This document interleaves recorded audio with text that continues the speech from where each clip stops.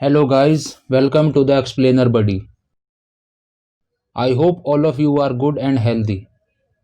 Friends, वैसे तो कई कारण हैं जो भारत को वर्ल्ड में एक यूनिक कंट्री बनाते हैं। फिर चाहे वो हिमालयन रीजन के बर्फीले माउंटेन्स हों, थार के रेगिस्तान, ईस्टर्न और वेस्टर्न घाट्स के जंगल, सुंदरबन डेल्टा, समुद्र, दक्कन के पठार या फिर नॉर्थ ईस्ट के सदाबहार वन। ये सभी नेचुरल प्लेसेस भारत को विश्व का एक फेवरेट हॉलीडे डेस्टिनेशन बनाते हैं।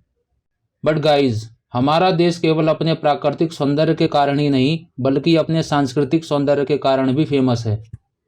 यहाँ के यूनिक फेस्टिवल्स, खान पान, पहनावा, रीति रिवाज और भाषाएं भारत को एक इनक्रेडिबल देश बनाती हैं। और भाई, जब हम बात कर रहे हैं भारत के पारंपरिक और सांस्कृतिक सौंदर्य की, तो हम भारत के मंदिरों को कैसे भूल सकते हैं। भारत सदियों से अपने विशाल और आकर्षक सुंदर मंदिरों के लिए विश्व प्रसिद्ध रहा है। ये मंदिर अपनी यूनिक आर्किटेक्चर और वास्तुकला के कारण दुनिया भर में प्रसिद्ध हैं। रामेश्वरम, अक्षरधाम, सोमनाथ, केदारनाथ, बद्रीनाथ, जगन्नाथ, तिरुपति और पद्मनाभ स्वामी मंदिर ऐसे ही कुछ विश्व प्रसिद्ध मंदिर हैं। इन्हीं मंदिरों की श्रेणी में सनातन धर्म के 4 धामों में से एक है उड़ीसा राज्य के पुरी में स्थित भगवान जगन्नाथ मंदिर, जो अपनी एनुअल रथ यात्रा के कारण पूरे विश्व में प्रसिद्ध है। सो फ्रेंड्स, आज इस वीडियो में हम बात करने वाले हैं भगवान जगन्नाथ मंदिर के बारे में कि उसका निर्माण कैसे हुआ और क्यों कभी पूरे नहीं बन पाए भगवान की मूर्तियों के हाथ और पैर। So without any further delay, let's get started.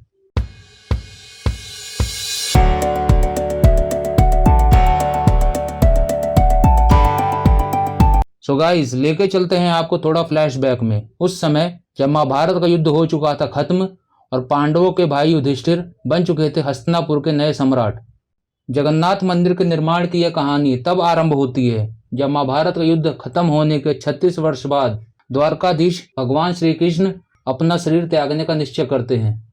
जरा नाम के एक शिकारी द्वारा उनके पैर में तीर लगता है और वे अपना शरीर त्याग कर अपने धाम वापस चले जाते हैं। अर्जुन उनके शरीर का अंतिम संस्कार करते हैं। बट गाइस, अमेजिंग बात तो ये है कि भगवान कृष्ण का पूरा शरीर तो जलकर राख हो जाता है पर उनका हृदय नहीं जलता। अर्जुन उस हृदय को समुद्र में विसर्जित कर देते हैं और यह हृदय द्वारका के पश्चिमी तट से तैरता हुआ पूर्वी तट उड़ीसा में पुरी तक पहुंच जाता है। एंड फ्रेंड्स, अपनी इस पूरी जर्नी में यह हृदय अब ट्रांसफॉर्म हो चुका था एक नीली मूर्ति में, जिसे जाना गया नील माधव के नाम से। अब यह मूर्ति मिलती है विश्ववसु नाम के एक व्यक्ति को, जो उस समय वहां के सबर कबीले के मुखिया थे।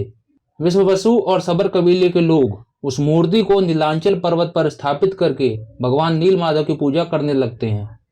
अब इतनी अलौकिक और दैविक मूर्ति की बात वहां के राजा से कैसे छुप सकती थी। कुछ दिनों के बाद फाइनली पुरी के राजा इंद्रद्युम्न को भगवान नील माधव की मूर्ति के बारे में पता चलता है। राजा इंद्रद्युम्न को जब मूर्ति के बारे में पता चलता है तो उनके मन में भी उस मूर्ति को पाने की इच्छा प्रकट होती है। अब नेक्स्ट टास्क ये था कि उस मूर्ति को लाया कैसे जाए। सो किंग इंद्रद्युम्न अपने सबसे इंटेलिजेंट मंत्री विद्यापति को भेजते हैं भगवान नील माधव की मूर्ति को लाने के लिए। अब कहानी में ट्विस्ट ये था कि विद्यापति सबर कबीले की मुखिया की बेटी से प्रेम करते थे और उन्होंने इसी बात का लाभ उठाते हुए विश्ववसु की बेटी से विवाह करने के लिए नील माधव की मूर्ति को देखने की मांग रखी।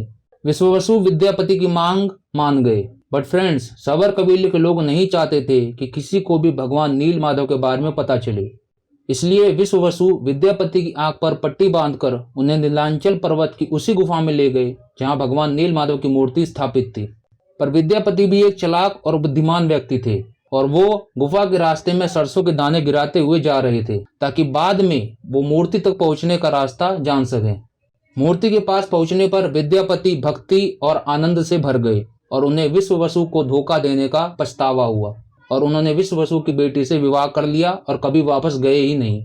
इधर राजा इंद्रद्युम्न को जब यह सब पता चलता है कि विद्यापति ने विश्ववसु की बेटी से विवाह कर लिया है तो वह स्वयं एक बड़ी सेना लेकर मूर्ति को लेने के लिए पहुंचे। विद्यापति और विश्ववसु के लाख मना करने के बाद भी राजा इंद्रद्युम्न गुफा में मूर्ति लेने के लिए गए, पर वहां पहुंचने पर वे आश्चर्यचकित रह गए। Do you have any guesses guys कि वहां पर क्या हुआ होगा? राजा इंद्रद्युम्न गुफा में पहुंचने पर देखते हैं कि वहां पर कोई मूर्ति नहीं थी, बल्कि मूर्ति वहां से गायब हो चुकी थी। राजा को इस बात का बहुत पछतावा होता है और वह सबसे क्षमा मांगकर वापस चले जाते हैं। ऐसे ही कई दिन बीत जाते हैं और राजा को अभी भी अपनी भूल का पछतावा हो रहा था। फिर ऐसे ही एक दिन राजा के सपने में भगवान विष्णु आकर बोलते हैं कि तुम निराश मत हो, पुरी के समुद्री तट पर जाओ, वहां तुम्हें मेरे निशान का एक लकड़ी का लट्ठा मिलेगा।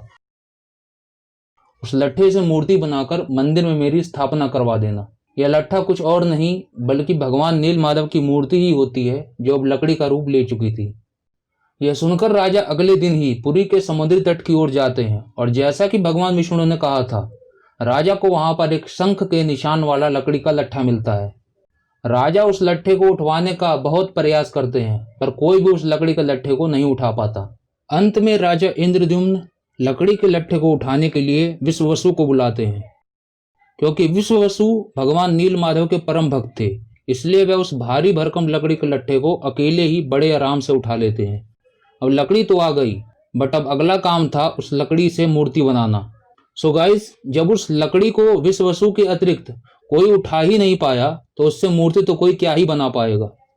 फिर भी राजा इंद्रद्युम्न अलग अलग राज्यों से महान मूर्तिकारों को बुलाते हैं उस लकड़ी से भगवान जगन्नाथ की मूर्ति को बनाने के लिए, पर अनगिनत हथौड़ों और छेनी के वार के बाद भी उस लकड़ी को एक खरोच तक नहीं आती। राजा इंद्रद्युम्न मूर्ति को ना बनता देख दुखी हो जाते हैं।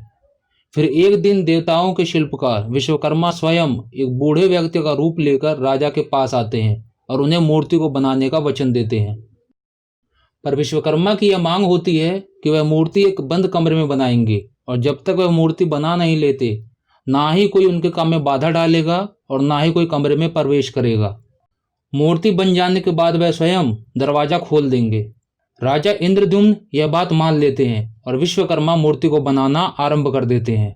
पर कहते हैं ना, व्यक्ति वह काम अवश्य करता है जिसके लिए उसे मना किया गया हो। राजा इंद्रद्युम्न की पत्नी रानी गुंडीचा से रहा नहीं जाता और वह दरवाजे पर कान लगाकर अंदर की आवाज सुनती रहती हैं। ऐसे ही एक दिन उस कमरे से आवाज आनी बंद हो जाती है। रानी को संदेह होता है कि कहीं वह बूढ़ा आदमी बीमार तो नहीं हो गया। वह बात जब राजा से बताती हैं तो राजा को भी चिंता होने लगती है और वही होता है जिसका डर था। वह विश्वकर्मा की बात को भूलकर कमरे का दरवाजा खोल देते हैं। एंड फ्रेंड्स, गेस करो कि क्या हुआ होगा।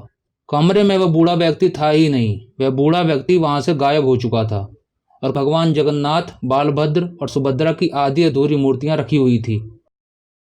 किसी भी मूर्ति के पैर नहीं बने थे। भगवान जगन्नाथ और बालभद्र के हाथों की उंगलियां नहीं थी और सुभद्रा के तो हाथ और पैर दोनों ही नहीं बने थे। राजा और रानी को इस बात का बहुत पछतावा होता है कि उन्होंने जल्दबाजी में उस बूढ़े मूर्तिकार की बात नहीं मानी, पर अब पछताने से कुछ नहीं हो सकता था। राजा ने मूर्तियों को पूरा करवाने के लिए बहुत प्रयास किया, पर कोई भी मूर्तिकार उन मूर्तियों में बिल्कुल भी बदलाव नहीं कर पाया। राजा आधी अधूरी मूर्तियों की मंदिर में स्थापना नहीं करवाना चाहते थे। ऐसे ही कई दिन बीत गए। फिर एक दिन भगवान विष्णु फिर से इंद्रद्युम्न के सपने में आए और उन्होंने राजा को ऐसे ही मूर्तियों को स्थापित करवाने का निर्देश दिया और कहा कि मैं समस्त ब्रह्मांड का पालन पोषण करता हूं और आगे भी करता रहूंगा। मेरे हाथों में ना ही उंगलियां हैं और ना ही पैर। मैं चाहता हूं कि मेरे भक्त मेरी सेवा करें और शक्तिशाली और आत्मनिर्भर बने, क्योंकि यदि मेरा पूरा शरीर बन गया होता तो तुम सब मुझ पर निर्भर हो जाते और अपनी हर छोटी बड़ी समस्या का समाधान खुद नहीं करते।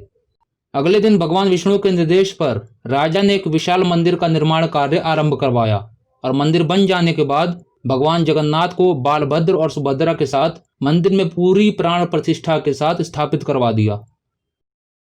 1207 ईस्वी में गजपति अनंग भीम तृतीय ने अपने सिंहासन को त्याग कर संपूर्ण जगत के नाथ भगवान जगन्नाथ को उड़ीसा के सिंहासन पर बिठाकर वहां का राजा बना दिया।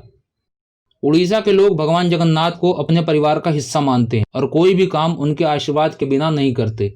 जगन्नाथ मंदिर पर कई बार विदेशी आक्रमण हुए, पर हर बार मंदिर के रक्षकों और पुजारियों ने भगवान की मूर्तियों पर एक खरोच तक नहीं आने दी। भगवान जगन्नाथ मंदिर का अलग अलग राजाओं ने अपने शासन काल में पुनः निर्माण करवाया। वर्तमान में जो मंदिर उपस्थित है उसका निर्माण कलिंग के राजा अनंत वर्मन देव ने शुरू करवाया था और राजा अनंग भीम देव ने मंदिर का निर्माण कार्य समाप्त करवाया। सो गाइज एंड गर्ल्स, ये थी मंदिर के निर्माण और भगवान की अपूर्ण मूर्तियों की कहानी। आई होप अब आपको पता चल ही गया होगा कि भगवान जगन्नाथ मंदिर का निर्माण कैसे हुआ और क्यों मूर्तियों के हाथ और पैर कभी पूरे नहीं बन पाए। एंड फ्रेंड्स, आप कमेंट करके इस क्वेश्चन का आंसर बताइए कि सनातन धर्म के 4 धाम कौन कौन से हैं। इस क्वेश्चन का आंसर आपको नेक्स्ट वीडियो में पता चलेगा। इस वीडियो को आप अपने फ्रेंड्स और फैमिली मेंबर्स के साथ शेयर करें और आगे ऐसी ही इंटरेस्टिंग वीडियोस देखने के लिए चैनल को करें सब्सक्राइब और दबाइए बेल आइकन ताकि आप हमारे वीडियोस सबसे पहले देख सकें। Thank you for watching. See you soon.